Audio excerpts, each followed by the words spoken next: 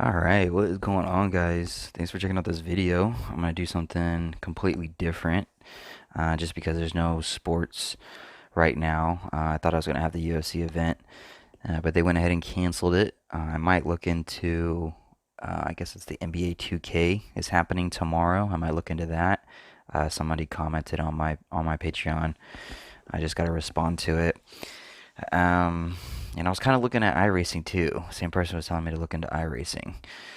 But for now, I wanted to show you guys this Simpsons episode. House Cat Flu is coming. Of course, we know Simpsons have been predicting events all through the years. And the coincidence of it is just fascinating.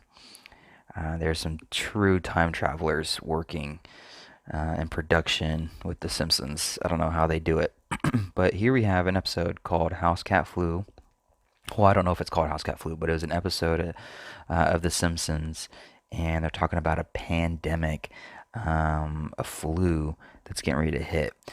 Before I go into the video, though, there's people that have commented on this video that have already made good cases and already brought it up. Feline coronavirus, the tiger at the Bronx Zoo getting the coronavirus. Um, this is again a Simpsons episode about house cat flu. The cat, the tiger, tigers and lions are catching it 100%. Yeah. Yeah, it makes sense why the tiger caught the coronavirus. The helicopter crash is interesting in the beginning. This is pointing towards the death of Kobe Bryant, some people want to say, and it is there. But one thing I couldn't figure out was how people were getting, the word COVID summing to Kobe. I couldn't find that, and I'll show you. Um, this is a good comment right here. He picked this up. Need acceptable currency. We're gonna go over that in the video. Gamacha85 talking about the cat and the coronavirus, the helicopter crash, Kobe Bryant. So people know. Some people know. So let's start this off. 3 minutes 56 seconds. This is my breakdown of what I think this is telling us. This is just my personal interpretation of the episode. So let's get it going. Here we go. Starts off with the helicopter flying. So right here, I want to pause it because the helicopter is going to drop somebody off into the crown of the Statue of Liberty. The word corona is Latin for the word crown. Okay, so the way this episode starts off, we have the helicopter pulling up to the crown of the Statue of Liberty to drop off somebody at the crown of the Statue of Liberty. So, Fox News helicopter drops this guy off at the corona, Latin for crown, of the Statue of Liberty. Now, this is where the helicopter crash comes in, and watch what the helicopter pilot, not watch, but listen to what the helicopter pilot says. No, we're unbalanced. It's not fair. He says, "We are unbalanced. It's not fair." So we get this helicopter scene flying, right, to the corona of the Statue of Liberty, Latin for crown. And before we even see the inside of what's going on inside here, we get a helicopter. It's not fair. I'm unbalanced. It's not fair. Now, I tried to look at the death of Kobe Bryant earlier this year in January to see how the helicopter crashed. I don't know if the helicopter was unbalanced or it was swaying back and forth. I don't know the exact, way the helicopter went down. It's definitely something I think somebody should probably look into and find out to see if there's any connection there. But it is funny that the words are unbalanced, it's not fair, and then they crash. Now, the reason why this brings up with Kobe and the helicopter crash is because Kobe died around when the corona was starting to really pick up in the news, at least in the United States and in China. It was heavy in China. And then we get this death of Kobe Bryant in a helicopter. And people want to say that the word COVID translated to Hebrew, and then you translate that Hebrew word back into English, it gets Kobe. But I didn't find that at all. When I typed in COVID to the English detector and I got Hebrew, this is what it came up to be, Hebrew. And then when I copy and paste that and I paste it here, it still comes up as COVID. It doesn't come up as Kobe. But if I take this part off, oop, that wasn't it. Let me try that again. If I delete the first part, that part, then it comes up as Kobe. So I don't know. Maybe somebody can explain this, why COVID has this part right here, and for the word Kobe, it doesn't have that part right there. So I don't know if COVID connects to Kobe or not, but it is interesting. It has the helicopter flying into the corona of the Statue of Liberty, and then there's a helicopter crash saying, "We are unbalanced. It's not fair." So somebody should look into how that helicopter went down with Kobe. Was it unbalanced when it went down? So let's get into the rest of it. Night of the Round Table. I'd like to call to order this secret conclave of America's media empires. We're here to come up with the next phony baloney crisis to put Americans back where they belong, in dark rooms glued to their televisions, too terrified to skip the commercials. Well, I think... NBC, you are here to listen and not speak. I think we should go with a good old-fashioned public health scare. Yeah. A new disease. No one's immune. It's like the summer of the shark, except instead of a shark, it's an epidemic. And instead of summer, it's all the time. Now, it's interesting that she says, except for summer, it's all the time.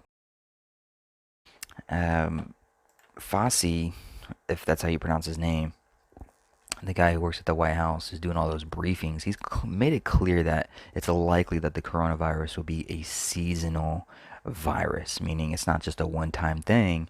We're expecting wave 2, wave 3, and potentially just turning into a cycle of seasonal coronavirus pandemics. And so here we have this lady letting us know that this is what they want to do. It's an epidemic, and instead of summer, it's all the time. It's all the time. Now, I hate to be the guy who derails what everybody else loves. He loves being that guy. But, Janice, we do have standards. This can't be a made-up disease. The only No, moral thing can't to be do made up. is release a deadly virus into the general public. We do have something we've been holding on to, but it hasn't been tested. Get over here, NBC. Oh, this is funny because they use NBC character to get to be the guinea pig.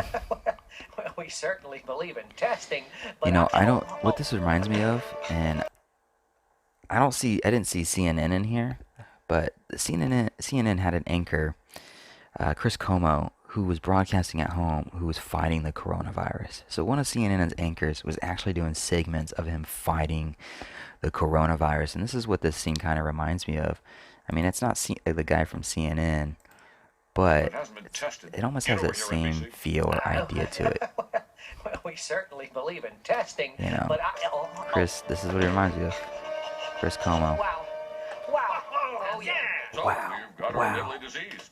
Now we just have to blame it on something that's in every household, something that people are a little bit afraid of already. House cat flu is coming, people. The Center for Disease Disinformation Apocalypse predicts meow. with some degree of probability That's so that the funny. house cat flu might spread in the following hypothetical outbreak pattern. So petter beware, that warm body on your lap just might be ready to Tiger destroy King. your tender fiddles. No. Unnecessary, irrational panic. Springfielders are advised to stay tuned for more information if they Perfect experience storm. any of the following symptoms. Mild thirst, occasional hunger, tiredness at night. You know, I don't know when this... So I want to go back. Did you hear the symptoms to this? So let's look at here are the symptoms. For more information if they experience any of the following symptoms. Mild thirst, occasional hunger, tiredness at night. Tiredness at night. If you actually type in COVID-19 symptoms, you can't see it because of the screen here. If I can't move it up. But if you type in COVID-19 symptoms into the Google search bar, this is what comes up first, right? And people may experience cough, fever, and tiredness. What were the Simpsons symptoms for the house cat For more flu? information, if they experience any of the following symptoms: mild thirst, occasional hunger, tiredness at night. Tiredness at night. I don't know when this was. The symptoms: tiredness, fever, cough. The kitty melt. That's funny. Was ever a good idea.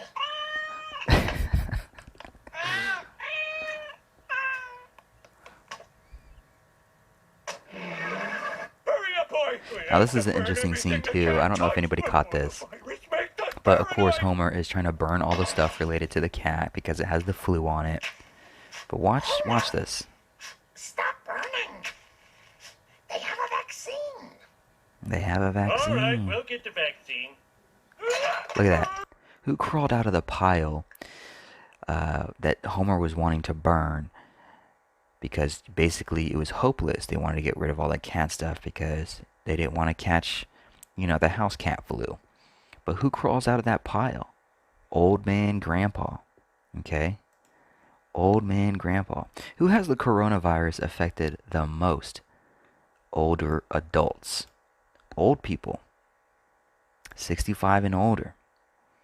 That's who has affected the wider population when it comes to the coronavirus that we're dealing with. They're telling us here. And guess how Homer sees his old grandpa? Homer, did you know he was in the pile? I thought he was an old clump of rags. He thought he was an old plump of rags. It gives you like a Soylent Green vibration, right? I think that's what it was. Let me look it up. Soylent Green. This is 1973 film. I have another screen on the side you can't see. I think that's what it was about. They were killing off the elderly.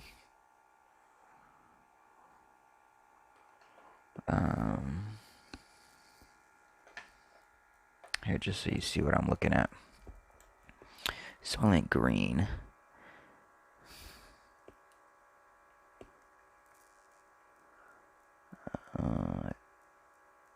Overcrowding population. Yeah, so it had to do with population control. I think. I've never personally seen the video. I've just heard it numerous times from conspiracy after conspiracy that's on the internet.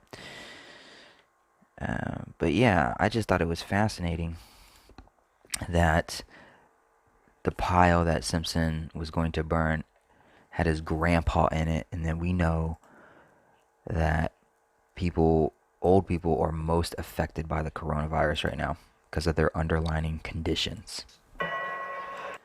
So now we have the vaccine scene. Princess Band-Aids, $25. So funny. Don't worry, people. We have enough vaccines for one child per family. One child per family. Now, in our reality, where have we seen this example of one child per family? Who's ever done this one child per family? If you put one child per family policy into Google, this is what comes up. The one child policy was a program in China. Okay, the bat flu or the cat flu or the Wuhan flu virus, the coronavirus that started in China, the one child policy. And the Simpsons are telling us about the one child policy. We have enough vaccines for one child per family. Only China would do something like Please that. use your time in line wisely to Sophie's Choice, your child. To Sophie's Choice, your child. What was Sophie's Choice? Sophie's Choice was a drama, a romance about what? A Holocaust survivor.